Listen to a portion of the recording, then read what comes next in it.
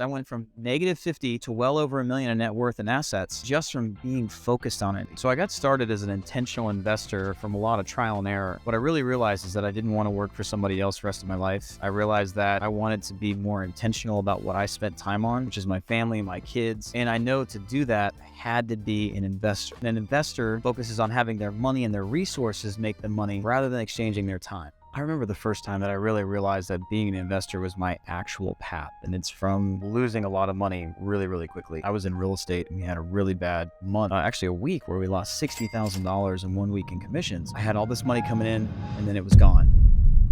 In hindsight, it was never mine to begin with. It never actually got to the closing table. We never closed those real estate transactions. But at that moment, I didn't understand the idea of putting all my eggs in one basket.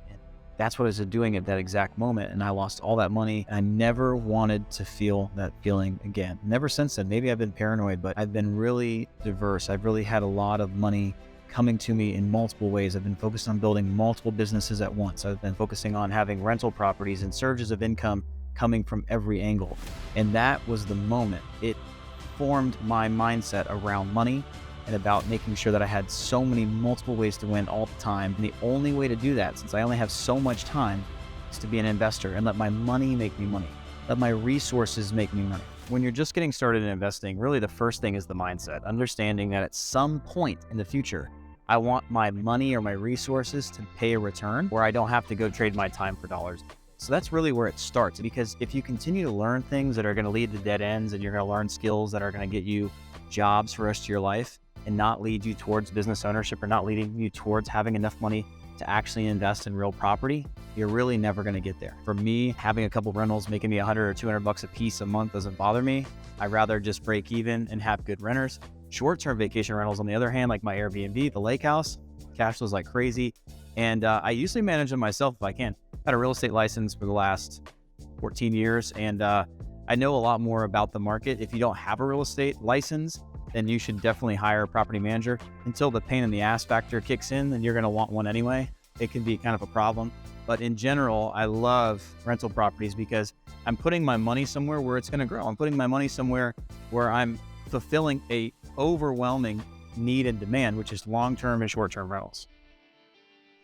Getting started as an investor can come with a lot of challenges. And one of the biggest things is the barrier to entry. They say all the time, it takes money to make money. And that's true in a lot of ways. But the way I look at it in general is you've got to have a plan.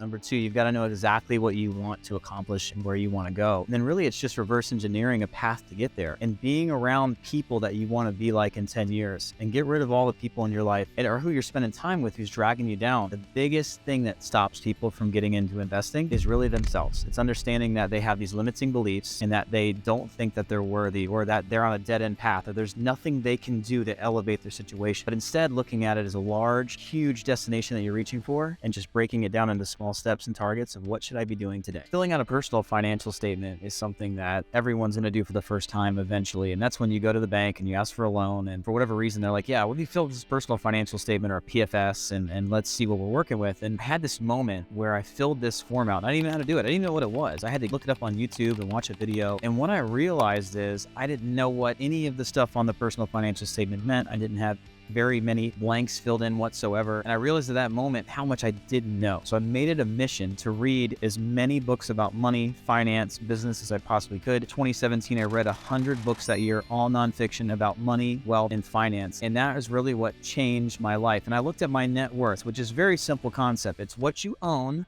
minus what you owe. And it was at -50,000. And within 3 years, without having to make very much more money and income on a normal basis, I went from -50 to well over $1 million in net worth and assets just from being focused on it and being intentional. And that's really the moment where I realized that you don't know what you don't know. You have to gain new perspective, and it's all about preparation. Think about Warren Buffett talks about the rich people get rich during recessions because they're prepared, they're ready. It changes the way you think. It changes the way you look at money. It changes the way you look at wealth. And really your net worth or what you put on that personal financial statement is truly your ability to go out and borrow money and use your money to make you more money. So the future of being an intentional investor is very bright. I mean, the idea of focusing on it every single day, on building a portfolio, building up a lot of resources where we can share it with others. We can create more jobs, we can create housing for families, and we can do it and choose our own battles and not have to go work somewhere because we have to make ends meet. That's truly what being an intentional investor is about.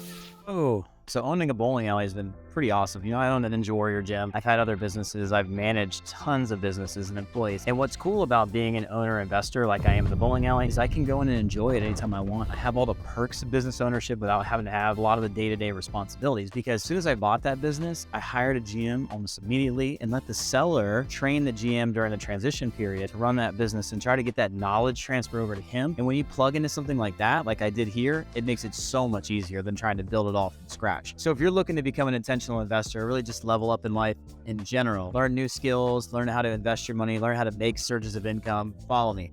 Hit that subscribe button, like my videos, turn on your post notifications, and I'm going to keep bringing it to you week after week. I'm going to keep it real. I'm going to tell you exactly what I did. I'm going to tell you how I can help you as well.